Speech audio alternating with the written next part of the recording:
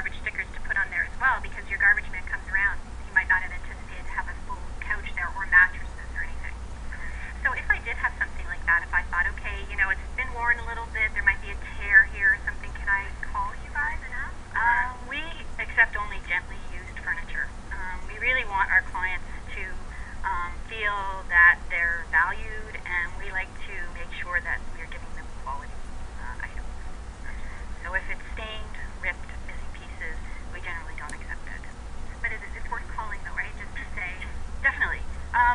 Sometimes if there are some minor repairs, we're hoping that we will get a warehouse and we will be able to accept a larger variety of items in maybe not quite as pristine condition as we have to now.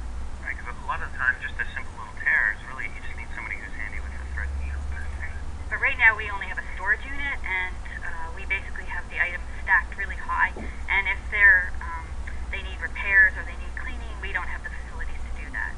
So eventually we're working towards getting a warehouse, and when we have our warehouse, we'll certainly be able to accept those types of donations. That's great. We live in such a disposable society, you know, if the slightest little thing's wrong, it's just easier to go buy something new than it is to help repair it. And you think of the environmental tolls that something like that would take. That's a really fantastic thing. Now, if I was someone that was in need of it, if I needed a couch or if I needed any furniture, how can I get in touch with you? We work with a number of different social agencies, so they work to pre-screen the clients for us, and then they recommend those clients to us, and then we give the clients access to an online database, and they can look at the items we have in storage. Exactly. So it's like online shopping, and then the caseworker puts a request in to us, and we organize a delivery date, and we drop the furniture off.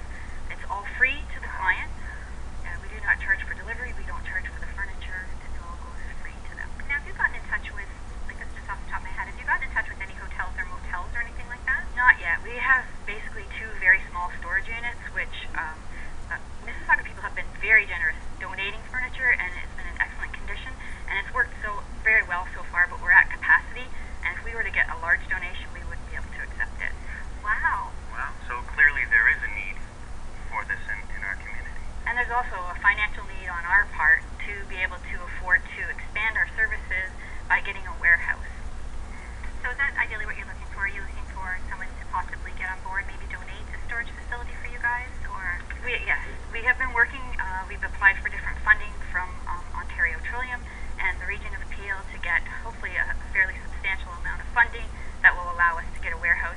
And if not, we would certainly recommend or welcome somebody who has extra warehouse capacity to donate it to us.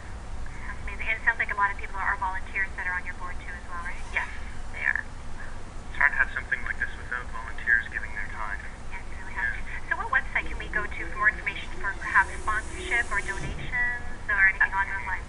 www.mississaugafurniturebank.org. Is there a phone number as well? There's not. There's not. There is on our website, but it's actually my work phone number. My company has been very, very generous and very supportive, but I'd rather not have. Absolutely. Well, it's nice that you're bringing the dignity back for people too to be able to